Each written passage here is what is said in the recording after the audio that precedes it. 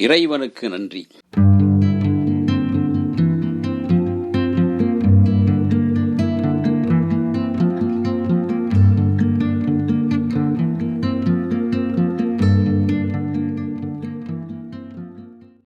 நல்ல கதை, திரைக்கதை உள்ள படங்கள் என்றைக்கும் ஜெயிக்கும் என்பதற்கு உதாரணம் மூன்றாம் பிறை.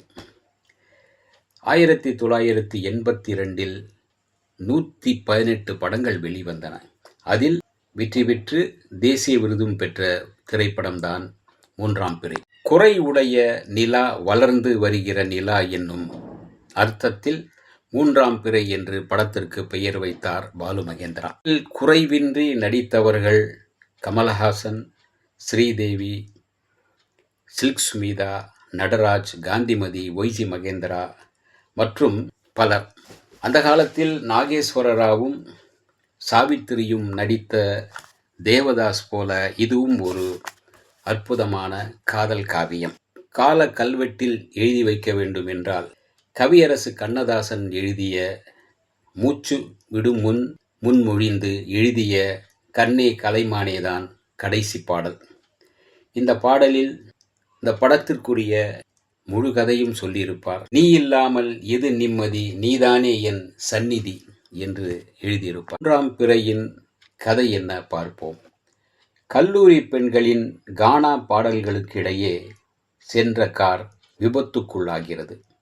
பாக்கியலட்சுமி என்ற பருவசிட்டுக்கு மூளையில் அதிர்ச்சி ஏற்பட்டது.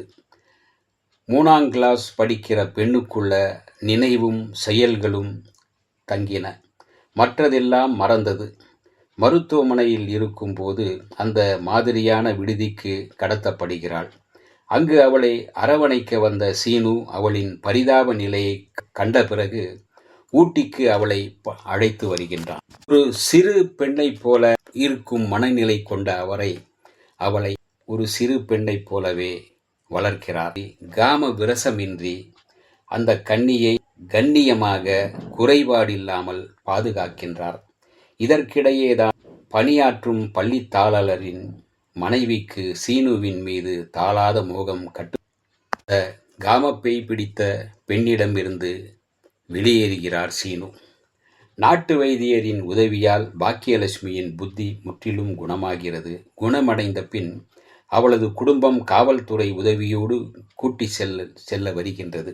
வளர்த்து வந்தவன் அவர்களை சந்திக்க முடியவில்லை. ஜங்ஷனுக்கு ஓடி வருகிறான். சீனு நடைபாதையில் நிறைய தடைகள் முட்டி மோதி ஒரு வழியாக அவளிடம் சைகை பாஷையில் அவளுக்கு பிடித்த அபிநயங்களை மேற்கொண்டு காட்டுகிறான். அப்போது பிச்சைக்காரனாக எண்ணி அவனை பார்த்து பரிதாபப்படுகின்றாள் இளங்குமரியான பாக்கியலட்சுமி. அவளுக்கு பைத்தியம் தெளிந்து விட்டது. அவனுக்கோ உன்மத்தம் பிடித்தது. நமக்கோ கமலின் கதி அதோ கதி ஆகிவிட்டதே என்கின்ற சோகம்.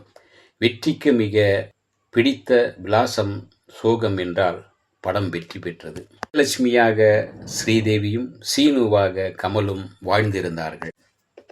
படத்தின் வெற்றிக்கு காரணம் நடிப்பின் உச்சத்திற்கு கமல் ஒரு காரணமா, ஸ்ரீதேவி ஒரு குழந்தை போல, ஒரு குமரி போல மிக அழகாக அபிநயம் பிடித்தது காரணமா? விபத்துக்கு முன்பு தோலை உயர்த்தி பேசுகிற ஸ்டைல், விபத்திற்கு பின்பு சிறு பிள்ளைத்தனமான பாவனை என்று இரு வேறுபட்ட நடிப்பு முத்திரைகளை ஸ்ரீதேவி இந்த படத்தில் வெளிப்படுத்தியிருக்கின்றார். அம்மா கிட்ட போகணும், எந்த பக்கத்து வீடு, சுப்பிரமணி சாப்பாட்டு ஊட்டு விடு, பாரு பாட்டி எப்போ பார்த்தாலும் சீனு திட்டிக்கிட்டே இருக்கான் என்ற சாதாரண சொற்களுக்கு அவர் அபிநயம் பிடிப்பதில் இருந்து அறியலாம். நாவினால் கமலின் கையை வருடுவது, அவரின் சட்டையை பிடித்து கொண்டே தூங்குவது, நாய்க்குட்டிக்கு வண்ணம் பூசுவது ஆகிய காட்சிகளில் ஸ்ரீதேவியின் முகச்சாயல் குழந்தைத்தனமாக இருந்தது என்பதை விட 3ஆம் கிளாஸ் குழந்தையாகவே மாறியிருந்தார் என்பதுதான் உண்மை. பாசத்திற்கு மட்டுமே கட்டுப்பட்டிருக்கிற ஒரு பருவ பெண்ணையும் ஸ்ரீதேவியை, மோசத்திற்கு மட்டுமே ஆட்படுகிற மற்றொரு பெண்ணையும் சில்க் ஸ்மிதா, அந்தந்த பாத்திரத்தின் தகுதிக்கு ஏற்ப திறம்பட நடிக்க வைத்திருப்பார் பாலு மகேந்திரா. பூங்காற்று புதிரானது பாடலை ஒருமுறை பாருங்கள். கதாநாயகன் தன்னை மறந்து இடறி விழுகிற ஒரு மாதிரியான தருணங்களையெல்லாம் புது மாதிரியாக வடிவமைத்திருக்கின்றார் அவர். சுப்பிரமணிக்கு பொட்டு வைக்க இங்கு வேணும். அம்மா தண்ணி கேட்கிறா, எடுத்துட்டு போடா ராமா என்று குரங்காட்டி குரங்கிடம் கூறுவார். குரங்கு போகாது. அடுத்து, உன் பொண்டாட்டி தண்ணி கேட்கிறா, எடுத்துட்டு போடா ராமா என்று சொன்னதும் உடனடியாக குரங்கு தண்ணீர் குடத்துடன் போகும். உரையாடல்களும் அந்த காட்சிப்படுத்தலும் அந்த சின்ன வயதை, ஸ்ரீதேவியின் சிறு வயதை நம்மை நினைவுபடுத்துவதோடு அதோடு ஐக்கியமாகவும் வைத்து விடுகிறது. நாமும் ஸ்ரீதேவியைப் போல சிறு பருவத்துக்கு சென்று விடுகிறோம். சுற்றி நடப்பதை ரசிக்கின்றோம். கௌரவ வேடத்தில் பூர்ணம் விஸ்வநாதன், கவர்ச்சி புயலாக சில்க் சுமிதா, அந்த மாதிரி அனுபவத்திற்கு அழைத்து சென்ற ஒய்ஜி மகேந்திரன், வில்லனாக வரும் நட்ராஜ், அமைதியின் உருவமாக வைத்தியர் முதலானோர் படத்தின் கதைக்கு மேலும் மெருகு சேர்க்கும்படி அவரவர் கதாபாத்திரத்தை தகுந்த போல உயிர் ஊட்டியிருக்கின்றார்கள். இவர்களுக்கு பதிலாக வேறொரு நடித்திருந்தாலும் அவ்வளவு உயரத்திற்கு படம் பேசப்பட்டிருக்குமா என்பது சந்தேகமே. சினிமாவில் 3ஆம் பிறை பெரும் தாக்கத்தை ஏற்படுத்தியது. இந்த வீடியோ உங்களுக்கு பிடிச்சிருந்தா லைக் பண்ணுங்க, ஷேர் பண்ணுங்க, கமெண்ட் பண்ணுங்க, சப்ஸ்கிரைப் பண்ணுங்க, மறக்காம பெல் ஐகானை கிளிக் பண்ணுங்க.